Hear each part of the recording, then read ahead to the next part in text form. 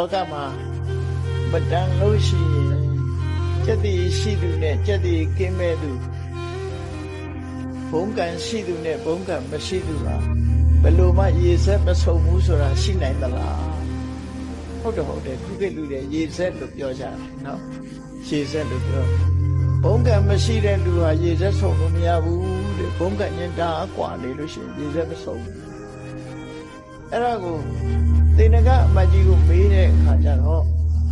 ဘုံကံရှိသူနဲ့ဘုံကံမရှိသူဟာတူတူပေါင်းဖက်မှုများရှိသလားလို့ဆို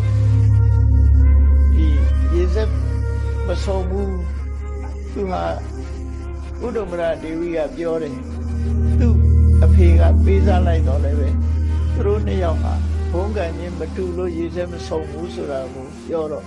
သေနကအမကြီးကိုမေးတဲ့အခါဒါမဖြစ်နိုင်ဘူးလို့ပြောမရှိနိုင်ဘူးပေါ့ဒီကပေးစားရဲ့တန်းနဲ့ဒီလိုဖြစ်တယ်ဆိုတော့လောကမှာမရှိနိုင်ဘူးဆိုတော့အဲ့ဒီဘီဗျာကသူ့အသက်ခံမှာတိတ်ကြောက်သွား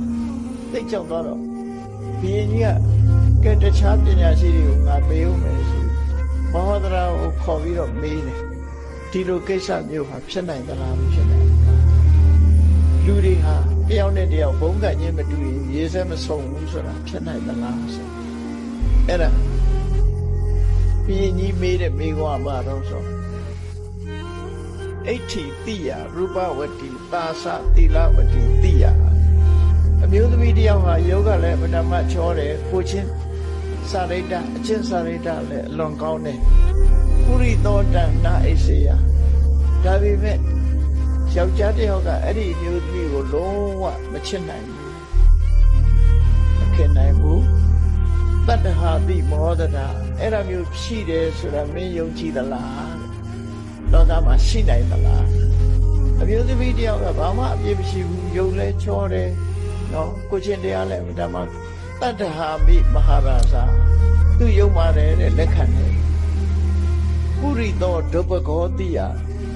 ယောက်ျားလုံတဲ့ပုဂ္ဂိုလ်ကဘုံကံနေတဲ့လူဆိုလို့ရှိရင်ဘုံကံကြီးမားတဲ့အမျိုးသမီးကိုစိတ်ဝင်စားမှုလို့ဒါ